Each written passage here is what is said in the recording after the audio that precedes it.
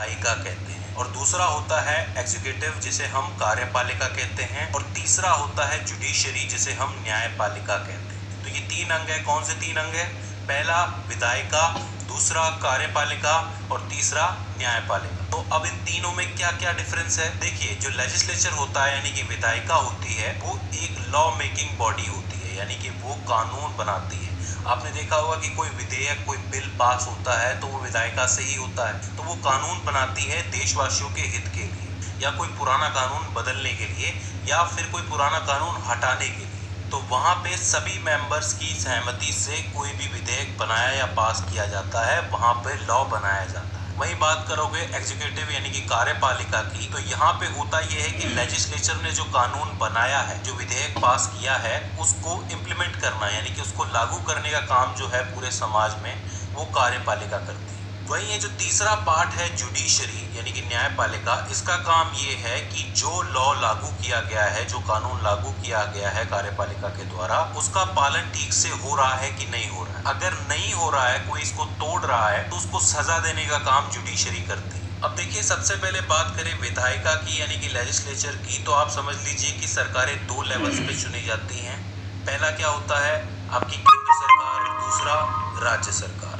केंद्र सरकार एक पूरे देश के लेवल पे चुनी जाती है, और राज्य सरकार अलग अलग राज्यों के लेवल पे चुनी जाती है। अगर पूरे देश के लिए कोई कानून बनाना हो तो वो केंद्र सरकार बनाएगी। जैसे कि द फाइनेंस बिल 2021, जो कि 2021 का बिल है, तो ये पूरे देश के लिए है फाइनेंस बिल, तो इसको केंद्र सरकार पास करेगी। वहीं अगर मान लो कि राजस्थान के लिए कोई बिल पास करना हो सिर्फ राज्य स्तर पे, तो वो राज्य सरकार कर पाएगी, वो केंद्र सरकार नहीं करेगी।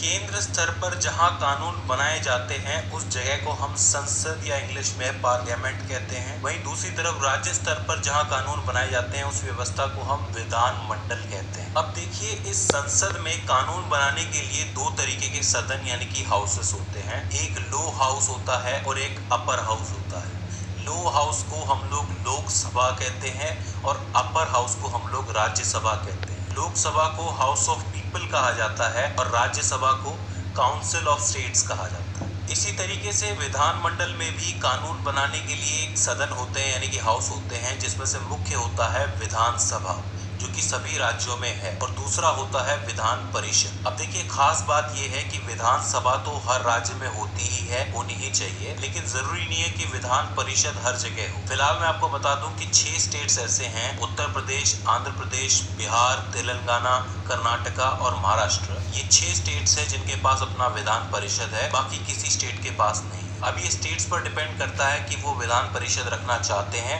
कि नहीं चाहते। तो इस तरीके से केंद्र और राज्य स्तर पर विधायिका बटी हुई होती है। अब बात करते हैं हम लोग एग्जीक्यूटिव यानी कि कार्यपालिका की, उसमें क्या होता है। तो देखिए, यहाँ पर भी 2 स्तरों में ये बटी होती है। पहला केंद्र सरकार के लिए और दूसरा राज्य सरकार के लिए। बात करें अगर केंद्र की, तो केंद्र में जो प्रमुख होते हैं, जो सर्वोपरि होते हैं, वो होते हैं राष्ट्रपति, उसके बाद आते हैं उपराष्ट्रपति, और उसके बाद आते हैं प्रधानमंत्री, और उनके नीचे होता है मंत्री परिषद।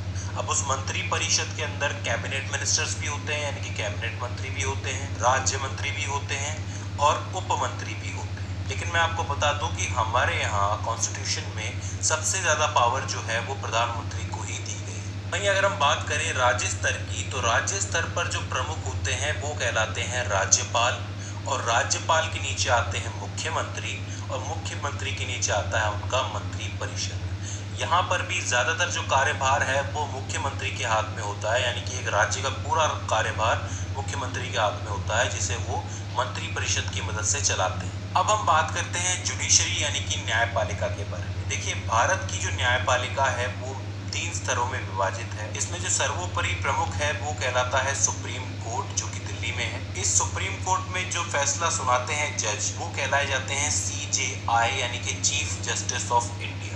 ठीक है, अगर देश पर के स्तर पे कोई भी मुकदमा चल रहा है तो वो उसे सॉल्व करने का काम सुप्रीम कोर्ट करते हैं। हालांकि सुप्रीम कोर्ट में अपने केसेस भी आते हैं और कुछ केसेस हाई कोर्ट से भी आते हैं, तो वो केसेस का निपटारा भी सुप्रीम कोर्ट ही करता है। इसके बाद बात करें राज्य स्तर पर हाई कोर्ट होते हैं, जैसे कि राजस्थान का अपना एक हाई कोर्ट है, दिल्ली का अपना एक हाई कोर्ट है। इसी तरीके से टोटल 25 हाई कोर्ट इस वक्त इंडिया के अंदर है। तो राज्य स्तर पर जो प्रमुख होता है जुडिशरी में, वो हाई कोर्ट होता है। इसके बाद जब आप और नीचे आते हो तो डिस्ट्रिक्ट लेवल पर डिस्ट्रिक्ट कोर्ट्स होते हैं जो कि उस डिस्ट्रिक्ट के जितने भी मामले हैं उनको निपटाते हैं। हालांकि मैं आपको बता दूं कि देश के सबसे ज्यादा मुकदमे जो है वो डिस्ट्रिक्ट कोर्ट्स में ही आते हैं, क्योंकि हर आदमी हाई कोर्ट या सुप्रीम कोर्ट नहीं जाता। हालांकि दोबारा अपील करनी हो तब उन्हें ऊपर ही जाना पड़ता है, क्योंकि डिस्ट्रिक्ट कोर्ट अपना फैसला दे चुका है। तो इसलिए उसके लिए पहली सीढ़ी डिस्ट्रिक्ट कोर्ट है और आखिरी सीढ़ी सुप्रीम कोर्ट। तो इस तरीके से हमारी जो जुडिशरी है, जो न्यायपालिका है, वो विभाजित होती है। इसमें मैं जाते जाते आपको एक फैक्ट बता देता हूं कि अगर लेजिस्लेचर यानी कि विधायिका और जुडिशरी यानी कि न्यायपालिका के बीच में किसी कानून को लेके मतभेद होता है तो उसका निपटारा हमारे राष्ट्रपति जी करते हैं। सो फ्रेंड्स, ये हो जाते हैं कॉन्स्टिट्यूशंस के 3 अंग जिसके ढांचे पर सेंट्रल गवर्नमेंट और स्टेट गवर्नमेंट काम करती है। आई होप ये वीडियो आपके लिए हेल्पफुल साबित रही हो।